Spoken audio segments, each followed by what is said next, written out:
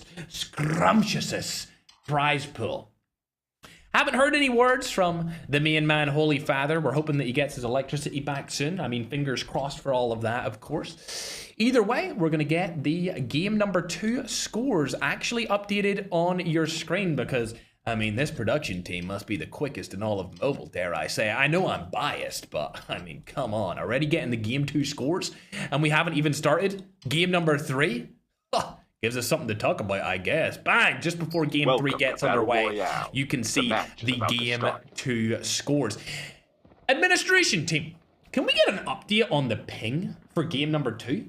I'm curious, who got server for game number 2? I feel like it had to be Latam. Like, all of their teams were in the end game, which was unbelievable. Shout out to Latin America, man. Shout out to Latin America. Me gusta! Time for the mission.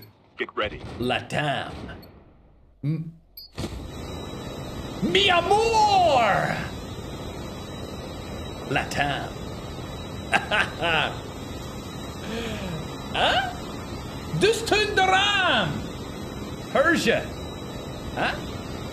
Huh? Eh? Oh. Alright, ladies and gentlemen. Let's get into game number 3. As we're seeing Viper land early. Previously, in the back-to-back tournaments, Rebar raised an issue of this specific team stream sniping him off spawn. Now, we did some investigative work, some hardcore investigative work, might I add. We stayed on for all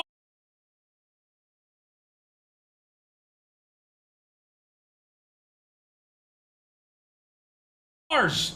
After the back-to-back tournament, we reviewed all the evidence. We even had our spectator who makes the room go back in and watch the games on top of the evidence that we were given to check if these guys were stream sniping. And we can confirm that they were absolutely not stream sniping. And here's what happened for all of my Persians that want to support Rebar on the allegations. This team knew Rebar landed there from the previous day. And by landed there, I mean landed in radar base. And every game that they landed in the black market, they looked around and they seen a team also land radar base. So they were given 2 pieces of information before they had even landed that there was going to be a team in radar base. So every single game, knowing that they're from Latin America and those guys are aggressive and love to fight, knowing they landed in radar base, they instantly pushed there once they felt they had a ton of loot. Every piece of evidence that we were shown was that BPR, aka Viper, landed around radar base or used their helicopter around radar base. If they didn't see a player on the team move, or they didn't see them, or they didn't scan them with hacker, they left. If they scanned them with hacker, they decided to jump on that team and get more info. And then as soon as somebody made a noise, they targeted the person with all 4 of their players who made that noise. But there was no evidence of stream sniping, just to cut that clear from last tournament. However, going back to the present, we can see that the 4 Kings main roster surprisingly got a kill straight off the spawn here. Not too sure who they fought. Oh, wow. They actually fought Ken, and they were able to take him down early in game number 3 here. Let's go on further down to the first team on the leaderboards. Ladies and gentlemen, fantastic situation from Latin America. Administration, I want an update on the ping for game number 2. I want to see maybe the Latams actually got it in their favor. Fingers crossed the server picks between a couple of different regions this time around. But either way, Goats at your number 1 spot. Goats at your number 1 spot here, ladies and gentlemen. 43 total points. 4 Kings are here with 40 total points. GNR Legacy have 27 total points in 3rd place. Leap Unbound 4th place with 25, tied with ENL after ENL's bad performance in game number 2. 4K Joker almost in the top 5. Almost in the top 5. Zenith Eternities with Low Tech's lovely clutch there towards the end of game number 2. We're able to get up to 20. They're tied for 7th and 8th spot. And then we got Azir, which is a qualifying team, along with M7. Another qualifying team are down there at 9th and 10th with 15 points apiece. It actually looks like the Leap team have decided they don't want to come this area anymore. And they are going to rotate and land somewhere else. Keep in mind, goats landing in Ecology Lab would mean that M7 needs to land somewhere else.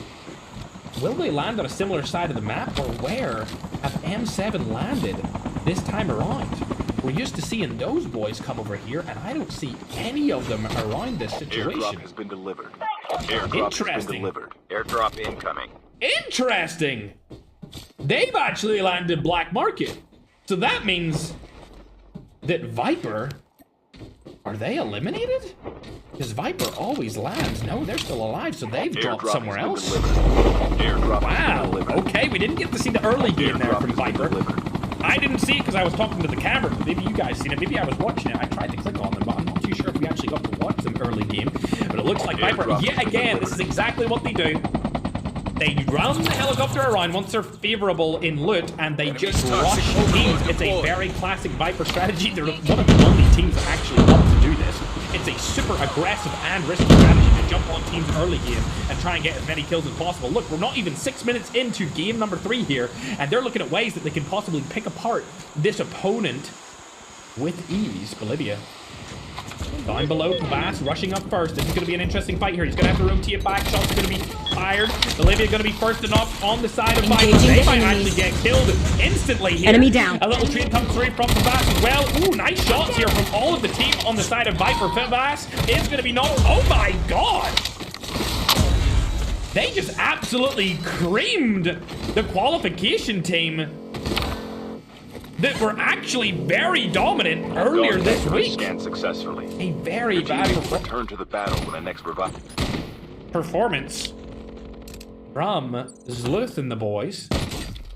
What? Somebody check this guy's device. How is he landing so many Annihilator shots? Okay, finally he starts missing them. Jeepers creepers. We were gonna have to check his stream after that one, ladies and gentlemen. Great shots there. Remy in a difficult spot here. I don't see how Remy gets out of this situation at all. He's unfortunately going to die, but he's going to die to another Filipino player, might I add. And we're going to have to hop on board and see what this situation unfolds as, because remember, VPR, Viper, loves to take a rush play. They've now got back their 4th player, being Bolivia, on top of that hill. Somehow, Pingolo killed himself with a buy 15. Don't know how that's possible. BPR deciding they don't want to take that fight, and they might even possibly take the fight against NSG here. Oh, never mind. Yet again, like I said, BPR for a second time in this game are going to fight early game. It's not even been 10 minutes yet. We're only on the 7th minute, and they're trying to rush Elite Unbound boys out of their position in the zone. Airdrop has been delivered. Do they have the high ground? Yes, they do. Kamikaze able to take down one. Looking for a second player here. Doesn't have a smoke bomber to find out where that player's at. It's a 3v4 situation, and it looks like Viper are going for the full rush strike here. I literally called out exactly what Viper do inside of these tournaments, and they are doing it again. For whatever reason, they go full ultimate rush mode early in these competitions, and obviously, they take some casualties there like that on the coast. Luckily for him, he does have a position in the zone where he cannot get full killed just yet. He does have that self-revive as well. Is he going to use it? Yes, he is. Kamikaze, unfortunately, dying there from Hezbollah Leap. These guys are in a tough spot. BPR risks it all. But I don't think the risk it for a biscuit play is going to come back and help them out here. Scan successfully. Now deciding to use the battle when the next revive the OG vertical wall skillet vehicle. Airdrop incoming. I mean, I did say going in vehicles are dangerous. And now you see why the gravity of the situation when it comes to banning snowboard is so big. Vehicles are easy to explode. Snowboards are not easy to shoot. Airdrop has been delivered. And remember, the banned item this time around is the snowboard. Airdrop. Checking out Murad's team. Airdrop Team number 16. These guys have 0 eliminations. Winter's subbing in for Holy Father this time around. Not too sure where Holy Father's electricity or internet is right now. We were told that he might come back, he might be able to play, we're not too sure. I wouldn't hold your hopes so high, but if he is, maybe he'll make a top tier play on the main stage of game number 4, possibly. I'm not asking the administration team because they still haven't told me what server game number 2 was. What was that ad? You're getting ads on my YouTube stream? Holy, YouTube trying to make me some bread here. Rami has came back through the revive flight for King's Overload. Not looking too bad today. I mean, Dare I say they're doing pretty damn good, but they're just not inside of the top 10. They're barely outside of it for now. And it looks like Joker have died early on as well, so they're probably going to fall down that list, unfortunately, as well. I will say, Tank has been delivered. Slayer's team today, not doing too well whatsoever. The Latam teams, on the other hand, might take Philippines off their throne. I mean, the top team inside of the tournament so far is Team 8 here. However, for now, we'll hop on board and look at the teams that are actually in some fights, like GNR. Here we go. They were able to wipe a roster just moments ago. 7 eliminations on the board here early on. We're getting into the mid-game as it's just cracked 10 minutes into game number 3. If you're new around here, you may not know that the majority, if not all of these players, will be streaming on their TikTok or their YouTube stream. And you may be able to find some players watch partying. If there's any watch partiers, make sure to follow them. Make sure to subscribe to them if they're on YouTube as well. And if you like any of the players, or maybe you want to see somebody from your particular region, I'll call out where these players are from, and you can go and follow them. But you don't have to listen to my dumbass talk all the time. You just want to see some of the stellar gameplay from that first-person perspective instead of the caster/host perspective.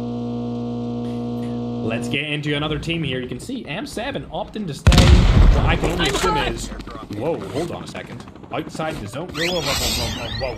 Here we go. Whoa. They're sniping them across the map with not only snipers, but SMRSs. Checking out where they're at in the zone. Middle zone, early game. I mean, 4K knows how to run this stuff without snowboard, ladies and gentlemen. We were quite worried going into this tournament that they wouldn't be able to do much, if anything. Hello? Activision?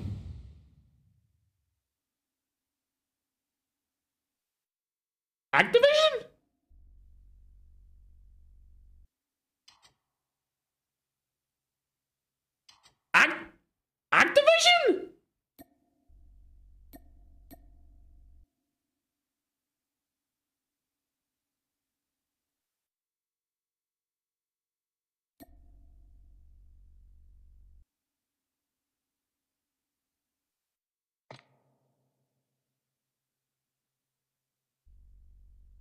Activision?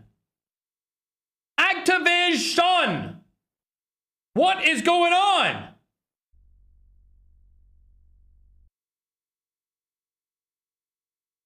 What? Everyone got kicked out of the room?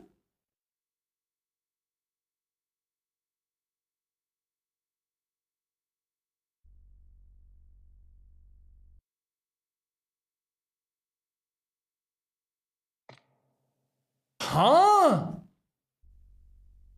The entire lobby crashed? What?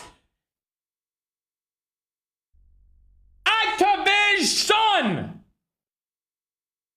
What is this?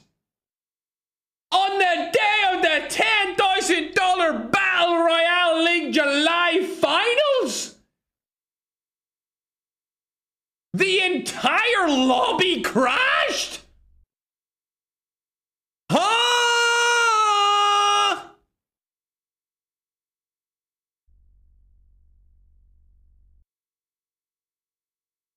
What is this, COD Mobile? What is this? I've never seen that in my entire life. That's unbelievable. This is the first here, ladies and gentlemen, in the big 2026. Activision has made a mistake. They've made a fault. They've fallen from grace. How dare they stop our game 3? How dare they? I demand a rematch. I demand a restart from Activision. What in the hell? I've never seen anything like it, ladies and gentlemen. Did ever... Welcome to Battle Royale. What? Why did it start so fast? What?